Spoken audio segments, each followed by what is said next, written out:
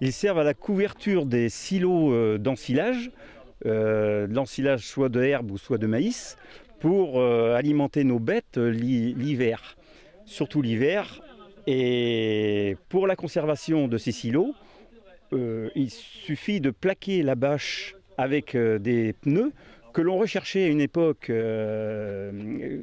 qui était très recherchée dans les années 75-80 et qui maintenant deviennent un petit peu un problème dû à leur dégradation.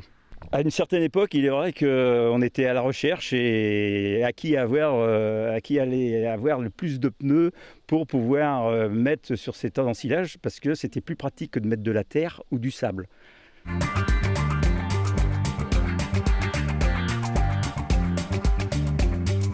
Alors depuis maintenant une quinzaine d'années, même un petit peu plus, on a changé un petit peu notre méthode avec des filets, des silos-sacs, qui viennent, disons, moins souillés, même pas du tout, pratiquement, parce que c'est du filet plastique, plus facile à découvrir, moins de déchets bien sûr.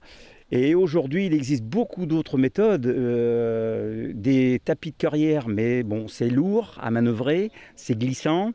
Mais aujourd'hui, d'autres méthodes existent. Et une est sortie au concours Lépine de 2016 avec de la poudre d'algues et un genre d'amidon que l'on étale sur l'ensilage lui-même et même consommable pour l'animal. Bon, avec quelques inconvénients, mais au moins pas de déchets à traiter.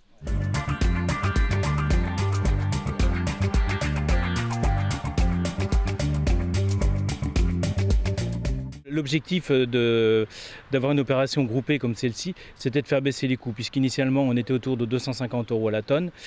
Et là aujourd'hui on arrive autour de 130-140 € à la tonne en opération groupée, moins la subvention de la com d'Aglo, ce qui fait qu'on tourne autour de 80-90 € la tonne de pneus recyclés. C'est clair que dans le contexte économique actuel, en pleine crise laitière et même de viande bovine, le coût était trop élevé. Et puis il fallait aussi que les exploitants cheminent.